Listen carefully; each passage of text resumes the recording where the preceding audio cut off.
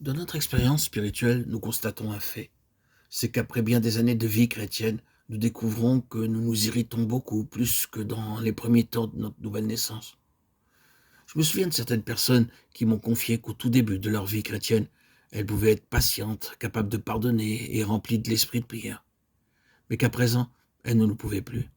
Autrefois, elles pouvaient supporter tout ce qui leur arrivait, à la maison, au collège, au lycée, au travail. Maintenant, elles ne pouvaient plus réagir comme auparavant, même si leur mauvais tempérament ne se manifestait pas dans ces occasions. Intérieurement, elles avaient un désir de revanche. De tels cas sont très fréquents pour être dénombrés. Nombreux sont ceux qui m'ont dit ne plus être humbles, patients, aimables, affectueux ou zélés comme autrefois.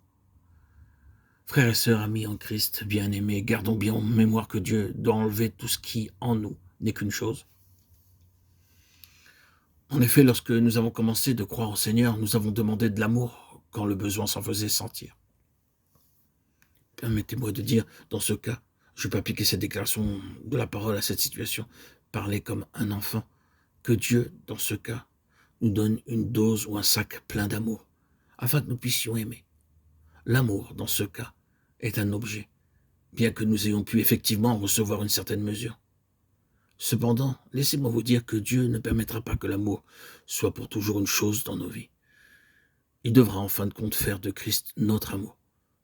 Et c'est pour y parvenir qu'il doit ôter de nous cet objet ou cette chose appelée amour, ce sac d'amour.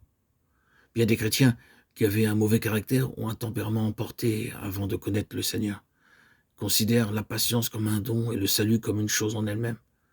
S'ils peuvent l'obtenir, pensent-ils, alors tout ira pour le mieux. Cela peut aller mieux durant 1 ou 2 ans.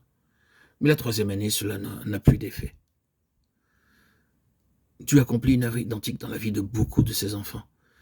Il enlève ces choses, non seulement les choses de ce monde, mais aussi celles qui sont du domaine spirituel. Avant d'avoir été sauvés, les choses mondaines et ses préoccupations usurpaient la place de Christ.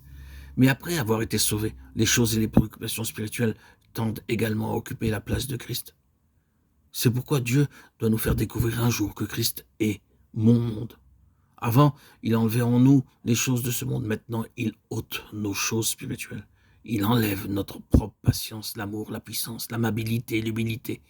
Il enlève vraiment tout, afin que nous ne puissions pas vivre par ces bonnes choses, mais vivre par une personne. Nous ne sommes pas patients parce que nous en avons reçu la capacité, mais parce que nous avons reçu une personne. Il en est ainsi pour l'humilité et tout le reste. Non pas la puissance, mais une personne. C'est pour cette raison que Dieu accomplit une œuvre de destruction quotidienne dans la vie de ses enfants, afin qu'il puisse accomplir aussi une œuvre quotidienne de construction. Chaque jour, il détruit les choses et chaque jour, il édifie Christ. C'est ainsi que Dieu agit à l'égard de ses enfants. Permettez-moi de vous dire qu'autrefois, Dieu apparemment vous accordait un don ou le pouvoir d'être patient.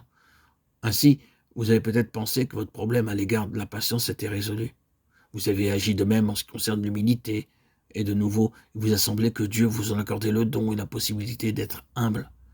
C'est pourquoi vous en êtes arrivé à conclure que votre problème concernant l'humilité était aussi réglé. Ensuite, vous avez réalisé qu'il y avait un autre problème dans votre vie. Pour le résoudre, vous avez encore réclamé à Dieu la solution. Chaque jour, vous avez essayé de résoudre 1 ou 2 problèmes. Cependant, vous ne faisiez que régler des problèmes de manière fragmentaire. Frères et sœurs en Christ, bien-aimés, chers amis, Dieu veut ôter toutes ces choses afin de vous donner une personne qui sera tout à la fois votre humilité, votre patience, votre amabilité, votre amour. Car Christ est tout.